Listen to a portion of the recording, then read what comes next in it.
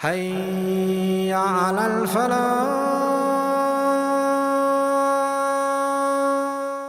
Then, if he fulfills these conditions, then what's going to happen?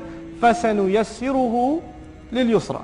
Then we will make ease for him. We will facilitate for him. Who's we? It is Allah Azza wa Jal speaking. He says, we will make ease for him. In other words, until he makes easy, it's not easy. Until he makes easy, it stays difficult. But for the person who makes this commitment, number one, Allah makes it ease for him. But He doesn't even stop there. He says, لِلْيُسْرَى. Yusra is the feminine equivalent of Aysar. Aysar means the easiest. The easiest. So Allah says, I will make the easiest easy for him. Actually, He says, I will make the easiest really easy for him. Now, the way you're thinking about good deeds now, according to Allah Azza wa Jal, Allah's gift to this person is, he finds doing good things what? Easy. And He finds them the easiest thing to do. Meaning doing bad things He finds hard, and the easiest, the most natural thing that comes to him is doing good things. Can you imagine what a gift is from Allah? Most of us, when we do good things, it's hard. When we do bad things, it's what? It's easy. That's easy. Good things are hard. But this attitude, أَعْطَى وَاتَّقَى وَصَدَّقَ بِالْحُسْنَى, guess what gift you get in this dunya?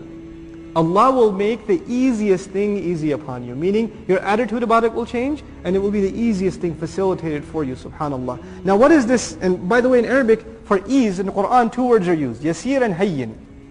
Like, huwa alayya hayyin. Yasir means a task that is done without any difficulty.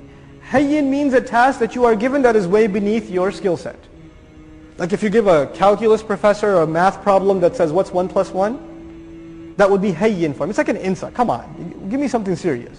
Right? That's hayyin. Way too easy for him. But yasir means a task which may be up to your scale, but you can perform it without falling into any difficulty.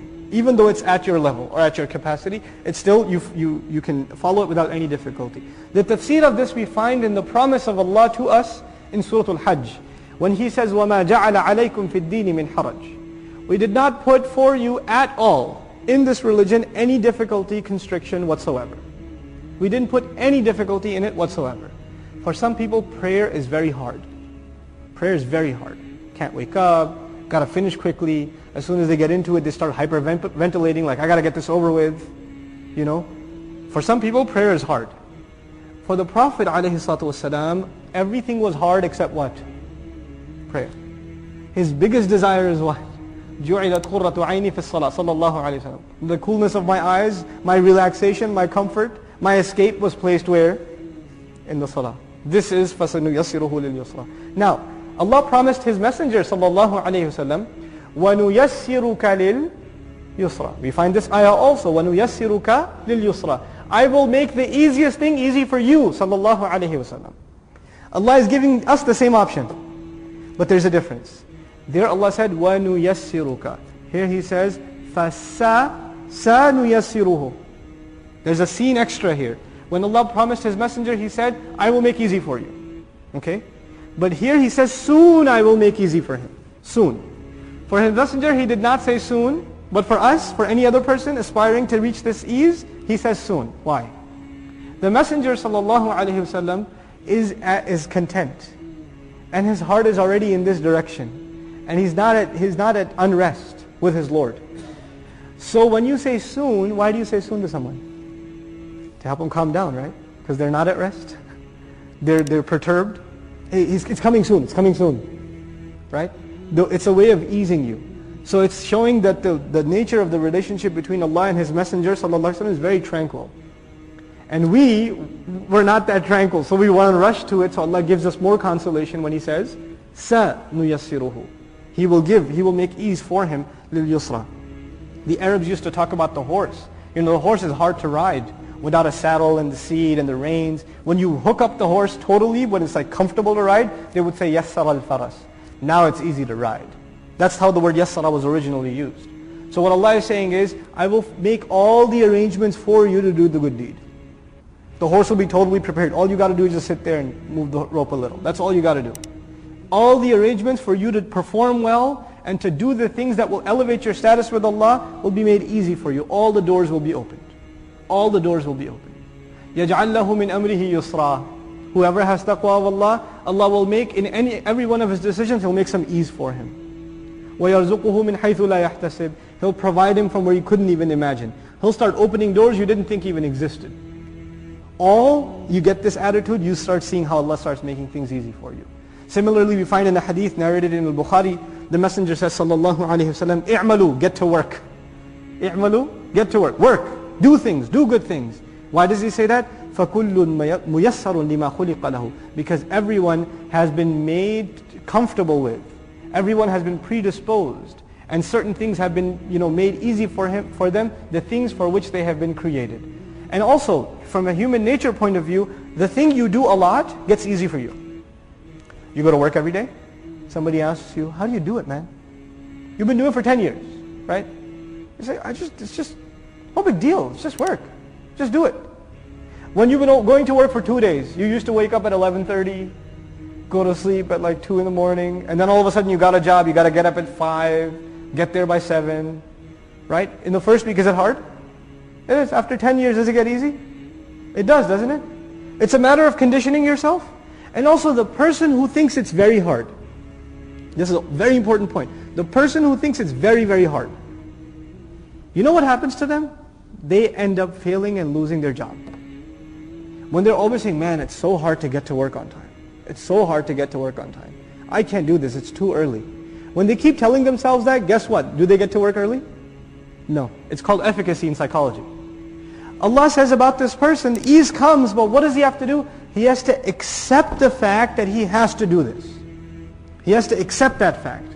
He can't complain about it anymore. Where are the words that he accepts the fact? وَصَدَّقَ بِالْحُسْنَى. He confirmed the truth in the ultimate good, then we made ease. So you have to accept reality. Once you accept it, I have to be there at work. Now I have to take actions accordingly. Then it'll happen. When you begin with a defeatist attitude, man, this is hard. It's never going to become easy. When you come at it with the strong attitude, Allah will make easy. It'll feel easy to you, and Allah on top of that will make it easy for you. Subhanallah. So it's an incredible lesson we're learning about our change in attitude and obedience to Allah Azza wa Jal. We find many, many places in Quran where Allah mentions making ease. For example, one more place I should mention before we go on. يُرِيدُ اللَّهُ لِيُخَفِّفَ عَنْكُمْ وَخُلِقَ الْإِنسَانُ ضَعِيفًا. Allah intends to make life light upon you. When Allah gives you instructions, they're not there to make things hard for you. The point of them is to make things easier, to lighten your burden. But you're created weak. You think you can make ease for yourself. Actually, a hadith I should have mentioned. I've mentioned this hadith before. بُعِثْتُ بِالْحَنِيفِيَّةِ السَّمْحَةِ السَّهْلَةِ. I was appointed with the religion of Ibrahim al-Hanifiyya, which is easy. The easy religion. The easy way to follow. SubhanAllah. وَأَمَّا مَنْ بَخِلَ وَاسْتَغْنَى. And by the way, when amma is mentioned in Arabic, then you're expecting another amma. As for this one, now what are you expecting in English? And as for that one, right? So this is the that one. So the one who confirmed the truth, what's this one? مَنْ بَخِلَ. مَنْ بَخِلَ. The one who was cheap. What was the previous one? He gave. And this one was cheap. He withheld for himself. بَخِلَ. الَّذِينَ يَبْخَلُونَ وَيَأْمُرُونَ النَّاسِ بِالْبُخْلِ. They're cheap themselves, they tell other people to be cheap too. You're not going to spend when somebody else tries to spend for the path of Allah. Say, "What are you doing, man? You need the savings. These are bad times." Not only are you cheap, you're telling other people to be cheap. This is also explained in Surah Ali Imran. But here Allah says, "Man bakhila," who became cheap, "wastaghna." Look at this. He became cheap in giving others, but when you don't give, where are you keeping the wealth? For yourself. And once you keep wealth for yourself, you know what you start feeling? I don't need anybody. I can handle it. Right? Why does he not give wealth? Because he thinks he needs it for himself. Now when he keeps it for himself, he feels superior. وَاسْتَغْنَى. He feels reckless. Istighna, to feel not in need of anyone. I don't need anybody. I can do everything myself. I can do everything myself. Where did this attitude develop? What was the source problem? Being cheap with wealth. Hoarding wealth within yourself. And this is istighna. Allah Azza wa Jal says, in another surah He says, وَاسْتَغْنَى اللَّهِ. Allah, they had the attitude that they don't need anyone, then Allah developed that attitude towards them. That Allah doesn't need them. وَاللَّهُ غَنِيٌّ حَمِيدٌ. And Allah is truly the one who has no need. He's ghani. Everybody else can have the attitude, but they really do need. They are in need, subhanAllah. Some Muslims are getting wealthy, and as they're getting wealthier, they're getting farther from the religion. Not only are they getting farther from the religion, now they're attacking the religion verbally. They're saying, what's the good in this? What's the good in that? Why do Muslims do this, that? We should enlighten the religion. The poor Muslims aren't doing it. Guess what kinds of Muslims are doing it?